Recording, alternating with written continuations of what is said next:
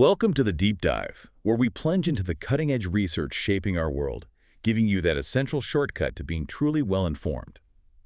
Today, we're tackling a challenge that feels, well, almost straight out of science fiction, one that's captivated humanity for centuries. Truly understanding the human brain. Think about it for a moment. We're talking about the very seat of consciousness, of memory, of intelligence itself. This incredible organ houses roughly 100 billion neurons. Approximately, yeah. It's an astonishing number. And each of those can connect to thousands of others, leading to, 100 trillion synapses? The complexity is just staggering. It really is. Just painting that picture gives you a sense of the monumental task ahead for anyone trying to, model it accurately. And here's the kicker.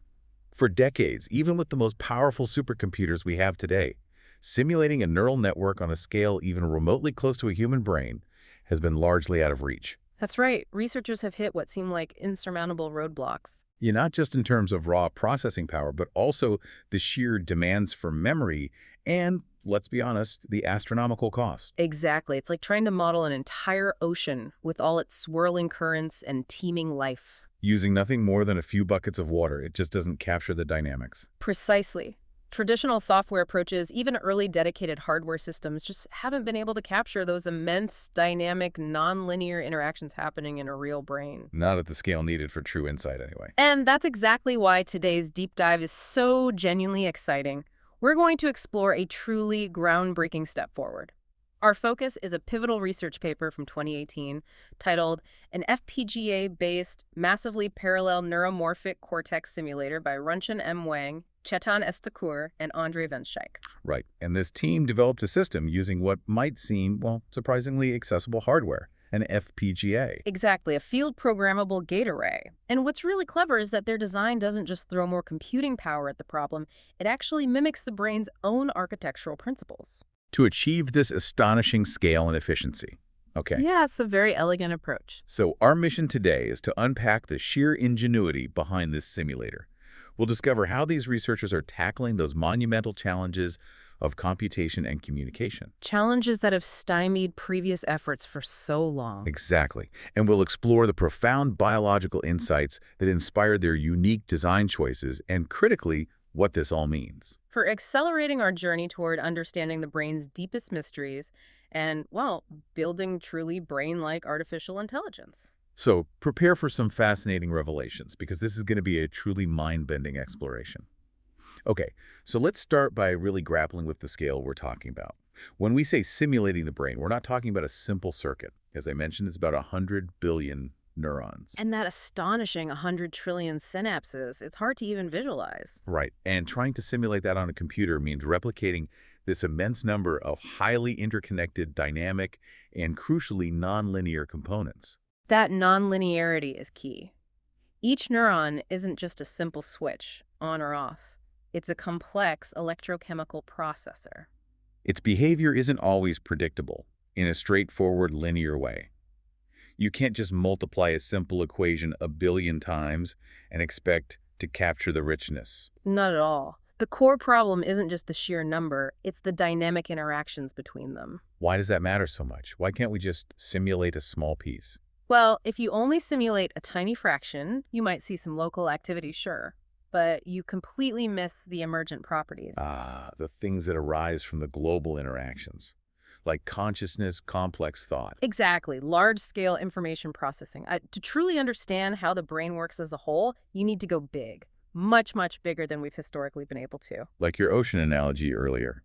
Or trying to understand a bustling city by only looking at a single street corner. Precisely. You'd see some cars, some pedestrians maybe, but you'd miss the traffic flow, the economic systems, the cultural movements, the overall rhythm of the metropolis. You need the whole network to grasp its essence. You do, and that perfectly sets the stage for the limitations of traditional computational approaches. Which have been the workhorse for decades, right? Software simulators. Yes, things like Genesis and Neuron, or large-scale SNN tools like NCS, Brian, and Nest. Even the highly biologically accurate ones hit an almost immediate wall. Why? Because they're trying to be too accurate. In a way, yes. They aim for incredible precision, modeling individual neuronal components with intricate differential equations requiring sub-millisecond time steps. Which sounds good, but it introduces absolutely tremendous computational costs. The figures are well, sobering. Give us an example. Okay, consider the Blue Gene supercomputer from IBM, a $2 million machine, over 2,000 processors, a beast for its time. Yeah. It took that machine 1 hour and 20 minutes to simulate just 1 second of neural activity. 1 second. For how many neurons? A mere 8 million neurons and 4 billion static synapses. Wow. So a tiny fraction of the human brain. Less than 0.1% of the neurons. Exactly. And only about 4% of the synapses. The computational demands for that level of precision are just astronomical. And GPUs, they're faster at parallel tasks, right? They are maybe tens of times faster than a standard PC for certain simulations, but they still fall significantly short for full brain-scale modeling. The paper said it could still take hours for just a tiny piece of cortex. That's right. Because ultimately, they're still performing numeric simulations. They're crunching numbers representing neurons, which is inherently limited for these highly interconnected dynamic systems at high fidelity. So that led to dedicated hardware attempts, neuromorphic chips. It did. Researchers recognized the software limitations and turned to specialized hardware. Platforms like Neurogrid, Brainscales, IBM's True North, Spinnaker. High-ear IFAT, exactly. Each had unique, innovative approaches. Neurogrid used analog circuits for 1 million neurons in real time. Brainscales was wafer scale, running 10,000 times faster than real time. True North got 16 million LIF neurons on a chip, real time. Spinnaker used ARM processors. Right, simulating 250,000 neurons, 80 million synapses. These were all undeniably impressive feats, pushing boundaries in different ways. But there was a catch, wasn't there? There was a big catch, especially for the wider research community. Almost all these platforms were, as the paper puts it, expensive to build and required proprietary hardware. Meaning most labs couldn't get their hands on them. Precisely. They were not easily accessible. This proprietary, costly nature became a huge bottleneck. It limited collaboration, restricted who could do this cutting-edge research. And probably slowed down innovation overall. Absolutely. Understanding the brain needs broad participation. These powerful systems, while amazing, inadvertently created a kind of elite club, hindering collective progress. Okay, that really sets the stage for why this paper we're discussing is such a potential game changer. It brings in FPGAs. Exactly. Wang, Thakur, and Van Schaik recognize that modern FPGAs are a different breed entirely. Unlike those custom proprietary chips, FPGAs are commercially available. Yes, and they provide a large number of logic gates and physical memory at what the paper explicitly calls a low cost. Now that's huge. It's not just a minor technical tweak. It shifts the whole paradigm. It really does. Because FPGAs are affordable for research laboratories, suddenly far more scientists in far more labs can get their hands on powerful simulation tools. It democratizes the field. It absolutely does. But it's not just the cost, remember. Unlike CPUs or GPUs running numeric simulations, Crunching numbers that represent neurons. right, FPGAs can be configured to directly emulate the biological neurons in hardware. They effectively become the neuron in a hardware sense. Okay, that's a key difference. Hardware emulation versus software simulation. And that hardware-level emulation is key to their efficiency. It allows speeds and scales that are just really hard to achieve with software on general-purpose chips. Like having a dedicated robotic chef versus just a recipe. That's a great analogy. That hardware dedication makes a massive difference. And this wasn't completely out of the blue, right? People had been looking at FPGAs. Oh, definitely. The authors built on a solid foundation. There's been a clear progression over the past decade showing the promise of FPGAs here. You had projects like BenNui, simulating millions of neurons and synapses. The EU Scandal project hit 1 million neurons. Blue Hive simulated hundreds of thousands of Izhikevich neurons. So people were already proving the concept. Exactly. Even the authors of this paper had prior work, simulating 1.5 million LIF neurons in real time on FPGAs. So this paper is more like an evolution, taking it to the next level. Precisely. Think of it like a journey. Those earlier systems were powerful prototypes, charting the path. This paper is like a major expedition building on those initial discoveries. Taking the concepts to a new level of scale and efficiency. And biological inspiration. It's really a hallmark of scientific progress, building on previous breakthroughs. Okay, so what is the scale they achieved here? What's the headline number? The headline is astonishing. They scaled their previous system up to simulate 2.6 billion neurons in real time on a single FPGA board. 2.6 billion. in real time on one board. Yes.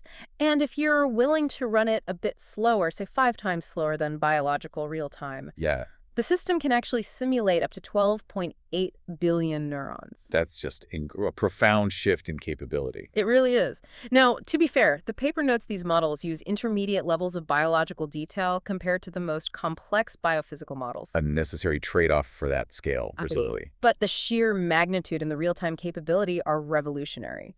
This system provides important building blocks for future, more complex models. And they designed it to be a valuable neuroscience tool. That's the explicit aim. So what this means for researchers, for you listening, is that we're moving closer to simulating brain-scale networks, not just in theory or on crazy expensive custom machines. But in practice, using accessible, reconfigurable hardware. Yeah.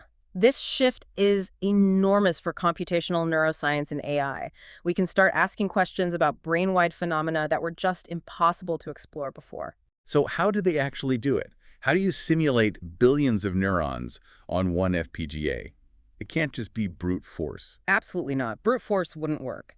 Their core strategy was deeply rooted in biological insights. They decided to follow fundamental findings observed in the cortex. Okay, so looking at how the brain itself is built. Exactly. The human cortex isn't just a random jumble of neurons. It's highly organized, a structure composed of a large number of repeated units, like neurons and synapses, arranged in 6 distinct layers. That inherent modularity, that was the blueprint. It was the crucial blueprint, because this biological inspiration directly tackles what the paper calls the major obstacle to scaling, the communication problem. Ah, right. Managing the data flow between all those simulated neurons. If you had to account for every neuron potentially connecting to every other, the complexity just explodes. But by understanding the brain's structured, localized connectivity... If you could design hardware that mimics its architecture efficiently, instead of fighting against it. Precisely. It's a beautiful example of biomimicry. Biological structure holding the key to the engineering solution. So what are these repeating units they focused on? The fundamental one they adopted is the mini-column. Biologically, a mini-column is essentially a vertical volume of cortex with about 100 neurons. Stretching through all 6 cortical layers. Yes.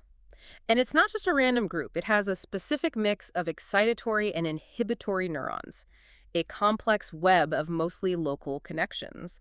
Neuroscientists consider it both a functional and anatomical unit. Suggesting it performs specific integrated processing tasks. Right. So in the simulator's design, the mini-column becomes the basic building block. Each simulated mini-column also has 100 neurons. And they can be configured. Yes, with up to 8 different programmable types of neurons. This allows versatility while keeping a small memory footprint because parameters for these types can be shared efficiently. Like Lego bricks. Yeah. Standardized but customizable. That's a perfect analogy. Consistent size, but you can change the function, allowing you to build immense variety using predictable, manageable units. That modularity makes large-scale construction possible. And this hierarchy continues. It doesn't stop at mini-columns. No, it mirrors the brain's own layers. In the cortex, mini-columns group into larger modules called hypercolumns. Typically about 100 mini-columns each. Around that, yes. And these are essential for complex models of various areas of the cortex. They handle higher-level organization, integrating info from many mini-columns. Like local processing hubs. Exactly. So the simulator uses the hypercolumn as its functional grouping, containing up to 128 mini-columns. And like the mini-columns, their parameters are fully configurable. You can tailor them for specific simulations. Right. This whole hierarchical organization, neuron to mini-column to hypercolumn, provides a powerful framework for organizing and scaling. It mirrors the brain's own way of managing complexity. It does, focusing on structured groupings rather than trying to manage every single component individually, like a city having neighborhoods and districts. This top-down, biologically inspired design is fundamental to its success. Okay, the modularity makes sense. But simulating billions of neurons still sounds immense for one FPGA. What are the other tricks? Well, it boils down to some really ingenious solutions for both computation and communication. Let's start with computation. The core insight is clever. It is not necessary to implement all neurons physically on silicon. That sounds like cheating. How does that work? It leverages the incredible speed of the FPGA. These things run fast, like 200 megahertz, meaning operations happen at lightning speed. Okay. So they use a technique called time multiplexing. A single physical mini-column on the FPGA, that's 100 physical neurons, can actually simulate an incredible 200,000 time multiplexed TM mini-columns. 200,000 virtual mini-columns from one physical one. Each virtual one is updated sequentially, one after another, every millisecond. The FPGA is so fast that by the time it cycles back to update a specific virtual mini-column again, it's already processed all the other 199,999 in between. Wow. Because of the speed and the pipelined architecture? Exactly. The pipeline ensures efficiency. Calculations for one virtual neuron finish just before its next update is due. It creates this direct trade-off. Simulate a massive network in real time, or an even larger one if you slow down slightly. Like that super fast chef cooking 200,000 meals. Each gets attention every minute. Perfect analogy, that hyper-efficient time sharing. The system handles 200,000 TM mini-columns in real time. Or slow down 5 times, update every 5 meters. And you get up to 1 million TM mini-columns. That's a huge boost just by managing time cleverly. It is. Now that solves a big part of the computation problem, but what about communication? Managing the info flow? Right, the other major bottleneck. Here again, biology provides the key. A crucial observation is that the brain is surprisingly sparse in its activity. Meaning not all neurons are firing all the time. Not even close. Fewer than 1% of neurons are active at any given moment, and often only about 0.01% of mini-columns or hypercolumns are functionally active, integrating, and firing. Okay, so most of the network is quiet most of the time. How does that help? Well, if most mini-columns are inactive, you don't need dedicated hardware constantly simulating them.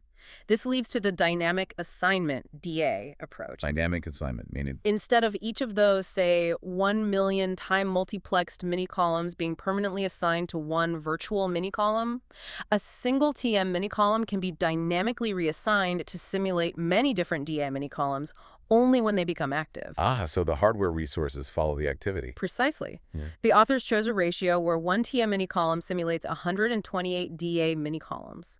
This supports a maximum active rate of about 0.7%, which aligns well with that observed biological sparsity. And you can trade off this ratio too. You can adapt the simulator to different models, but let's connect the dots with their chosen ratio. Okay, 1 million TM mini-column Times the 1 to 128 DA ratio. gives you 128 million DA mini-columns. Exactly, which corresponds to 1 million hypercolumns, bringing the system to that billion neuron scale without needing a billion physical neurons. Wow, that dynamic assignment, validated in previous work, is fundamental to the scale. It is. It elegantly combines time sharing with activity-based resource allocation. It's mirroring the brain's own efficiency, truly intelligent resource management. Okay, computation handled by time multiplexing and dynamic assignment. But you said communication was maybe even harder, the major obstacle. Yes, arguably far more difficult to address, because think about simulating and storing all the connections in a brain-scale network. The 100 trillion synapses. If you tried to store every single point-to-point connection individually, neuron A connects to neuron B with strength X, neuron A connects to C with strength Y for billions of neurons, each connecting to thousands. The data would be astronomical. The paper estimates it would demand hundreds of terabytes of memory. Hundreds of terabytes, just for the connections. Just for the connections. And that's physically impossible for the fast on-chip memory you need for real-time simulation. Even external memory would choke on the bandwidth required. So the traditional method just doesn't scale. At all. Not even close. You drown in data. It highlights why a fundamentally different approach was absolutely necessary. But again, biology came to the rescue. Brilliantly. Anatomical studies show neurons are not randomly wired together. If they were, we'd be stuck. But they're not random. How are they connected? Connections are quite structural, highly localized. Strength drops sharply with distance. Neurons close together are much more likely to connect. And within mini-columns, there are specific patterns, reciprocal connections. Exactly. Pyramidal neurons and certain layers connect back and forth predictably. This structure is the game changer. Because it means you don't need to describe every single connection individually. Precisely. You can describe the patterns of connections, like a city planner designing roads and traffic rules, not mapping every single car's journey. So instead of a massive lookup table, You define rules based on proximity and neuron type. This drastically reduces the data needed. It turns an impossible storage problem into a manageable algorithm design problem, a truly elegant solution guided by biology. so how do they implement that? What's the hierarchical communication scheme? Instead of storing individual connections, they store connection types at 3 levels: neuron, mini-column, and hyper-column. Connection types. Yeah, defining the rules. And the actual addresses and parameters for specific connections are then generated on the fly based on these types and rules. Can you give an example? Sure. You could specify a rule like hypercolumns 1 to 10,000 are each connected with random weights to the 10 hypercolumns closest to them. Proximity is just defined by their address space. Ah, okay. So the rule is simple, but it defines potentially millions of connections implicitly.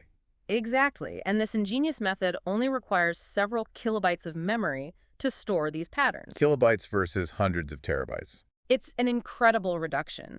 Allows all that crucial connectivity information to be held in fast, readily available on-chip SRAMs. Leveraging biological structure solved the memory problem. And this hierarchical approach extends to the signals themselves, not just the wiring. Yes, another crucial aspect for scalability. Inspired by cortical microcircuits, communication uses events, which are essentially aggregated spike counts, rather than sending every single individual spike. So instead of neuron A firing causing a message, it's like type X neurons in mini-column 1 fired 5 times this millisecond. Precisely. Neurons of a similar type within a mini-column receive the same event counts. This overcomes a key communication bottleneck. How so? Imagine sending an individual spike message to potentially hundreds of thousands of targets. Huge data traffic. Instead, sending one count for a type of neuron dramatically simplifies things. Prevents replicating the spike message thousands of times. Exactly. Like the newspaper summary versus individual handwritten notes. It massively reduces bandwidth needs without losing essential info. And this allows for massive fan-out. It does. Events from one mini-column can propagate to up to 16 hypercolumns, meaning one mini-column can influence up to 200,000 neurons. Wow.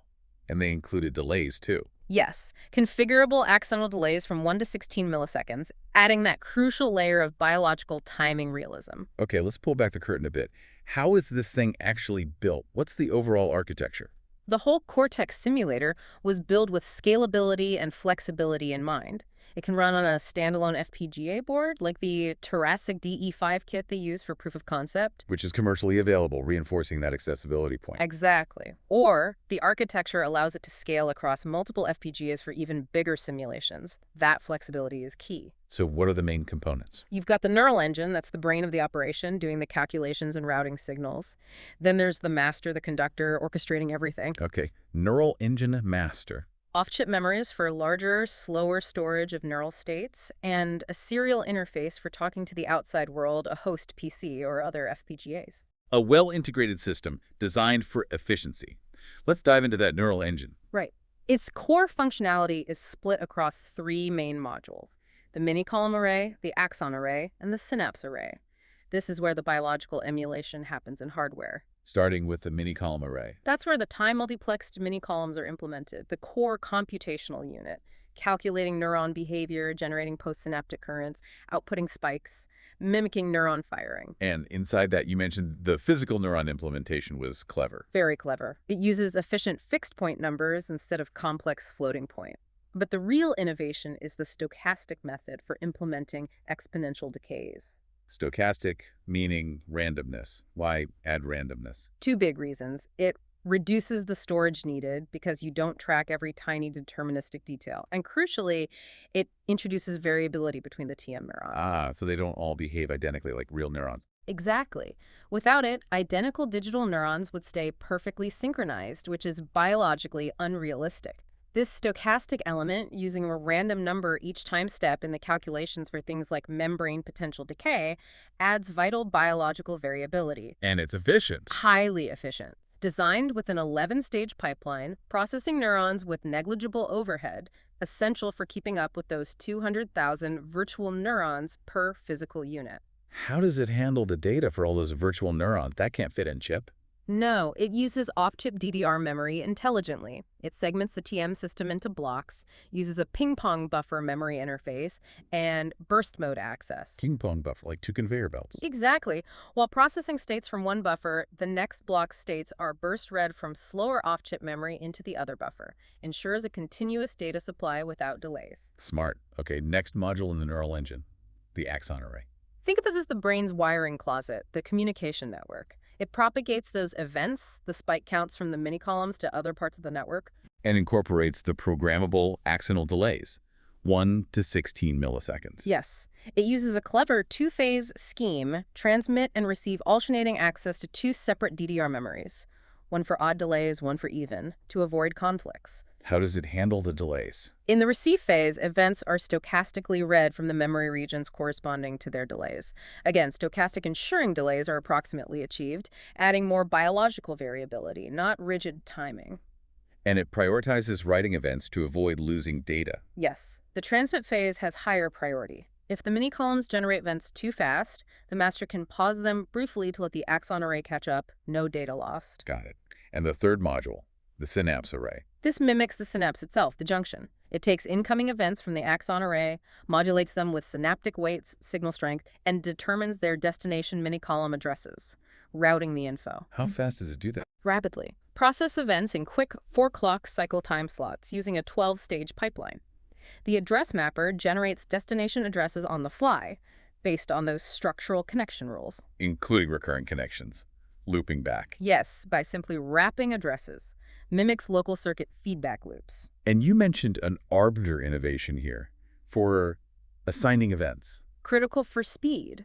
Assigning events to the correct TM mini-column quickly is vital. A single arbiter for potentially 1 million TM mini-columns would be a huge bottleneck.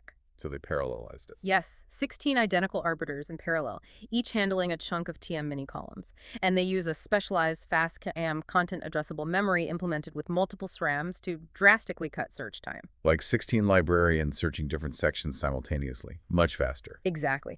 Plus, a bypass mechanism speeds things up further for sequential events from the same source hypercolumn. Okay, one more component related to this, the parameter LUT. The lookup table, basically the simulator's reference manual, stores all the neuron and hypercolumn connection parameters defining the network's structure and behavior. It needs to be fast too. Extremely fast. It uses a parallel CAM built with dedicated hardware elements, ensuring a fixed latency of only 3 clock cycles for parameter retrieval, essential for the highly pipelined system. So it feeds parameters efficiently to the mini-column and synapse arrays as needed. Precisely. Thresholds, time constants, connection rules, delays, all retrieved on the fly with minimal delay. Okay, so that's the neural engine. What about the master, the conductor? The master is crucial. It has complete control over all the modules, manages the progress of the simulation, and ensures no event loss or deadlock. The traffic cop, making sure everything flows smoothly. Absolutely. If one module gets ahead or falls behind, the master synchronizes them, pausing or slowing things down momentarily to maintain integrity. And it manages the memory access. That sounded complex. Yes, its memory bus controller is key. Managing access to multiple off-chip memories, DDR and QDRII, between the mini-column and axon arrays. Using that alternating access and read-in-advance scheme. Exactly. Skillfully using ping-pong buffers for the DDR to maximize bandwidth, ensuring neural states are always ready, prioritizing the axon array for writing events, pausing the mini-column array if needed to prevent overflow. Sophisticated traffic control for the whole operation. The ultimate orchestra conductor for the neural engine's real-time performance. So after all that incredible design, did it work? How did they test it? They did. The whole system was developed using a standard ASIC flow, meaning it could be turned into a dedicated chip later if desired. But for proof of concept, they used that Tarasic DE5 kit and off-the-shelf FPGA board. Reinforcing the accessibility. And was it easy for researchers to use? They focused on that too. Developed a user-friendly Python API, similar to the popular PyNN interface. So neuroscientists wouldn't need to be FPGA experts to configure simulations. Exactly. Easily set up neuron parameters, connection types, network structures via scripting, monitor spikes, lowering the barrier to entry significantly. And they detailed resource use, showing it was efficient on the FPGA. Meticulously. Showed efficient use of the FPGA's logic modules, RAMs, DSPs, demonstrating practical feasibility. Okay, so what was the big test case? To really push it, they simulated a simplified auditory cortex model. The goal was clear. Demonstrates simulating a large and structurally connected spiking neural network in real time. The auditory cortex. Yeah. That has that frequency map, right? Tonotopic map. Exactly. Neurons organized by sound frequency. Their model mirrored this with 100 channels, each representing a frequency range. And the scale of this model? Ambitious. Each channel had 100 hypercolumns, each with 100 mini-columns. Adds up to 10,000 hypercolumns. Or 100 million LAF neurons in total. A massive network, and they built in biological consistency. A plausible 1.4 excitatory-inhibitory ratio. 3 neuron groups per mini-column representing cortical layers. L23, L4, L56. Connectivity also mirrored biology. Local connections. Yes, highly localized within and between neighboring hypercolumns, reflecting efficient brain wiring. And it ran in real time. Achieved a real-time update cycle around 1 millisecond, using about 176,000 of those TM mini-columns. And the input, how did they stimulate it? Used 1,000 Poisson neurons, generating spikes based on a synthetic Coakley output, a pure tone sweep, increasing frequency, targeting the L4 excitatory neurons. Again, mimicking how sensory info actually arrives in the cortex, a very thorough test setup. So the results, were they amazing? They really were.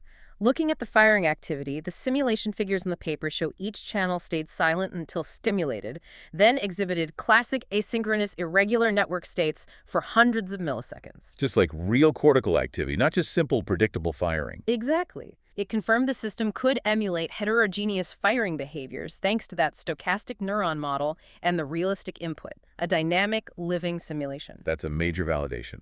What about the dynamic assignment? Did that work as hoped? Crucially, yes. Monitoring the simulation showed only about 80,000 out of the 1 million potential mini-columns were active at any given time, and that ratio stayed fairly stable. Proving the suitability of dynamic assignment for these sparse networks. Powerfully demonstrating it, it proved their activity-based resource allocation worked perfectly in practice, enabling that vast scale. And the power efficiency, you mentioned that was incredible. Just astounding. Total power for the FPGA plus external memories, estimated around 32.4 watts. Okay, 32 watts for simulating 100 million neurons with maybe 20 million active. When you divide it by the active neurons being simulated in real time, it comes down to an incredible 1.62 microwatts per TM neuron. Microwatts. That's extremely low for such a powerful simulation. Redefines what's possible in energy consumption for brain scale models. Makes long-running lab experiments practical. Okay, stepping back.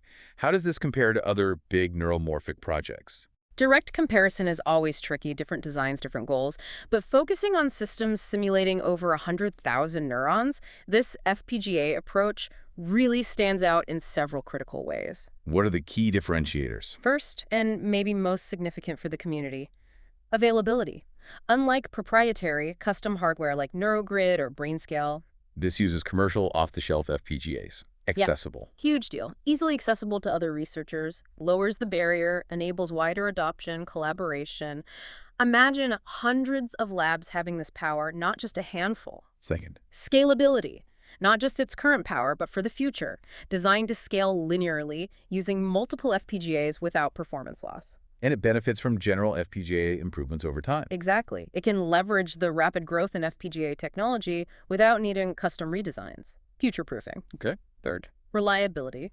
Being a fully digital design, it's largely insensitive to process variations and device mismatch. meaning results are more stable and predictable than analog systems. Yes. Crucial for scientific reproducibility. Stable, predictable, repeatable simulations. A cornerstone of good science. And finally, Flexibility. The programmable nature of FPGAs means it can be easily reconfigured for different models, essential for rapid prototyping, exploring various architectures. unlike fixed, dedicated hardware. Right. These combined advantages, accessibility, scalability, reliability, flexibility, position it as a powerful, democratic, agile tool, really changing who can participate. Let's quickly recap those core innovations that push the boundaries. First, the biologically inspired abstraction, using mini-columns and hypercolumns to share parameters. Which/memory needs from terabytes to kilobytes by defining types instead of storing every unique instance.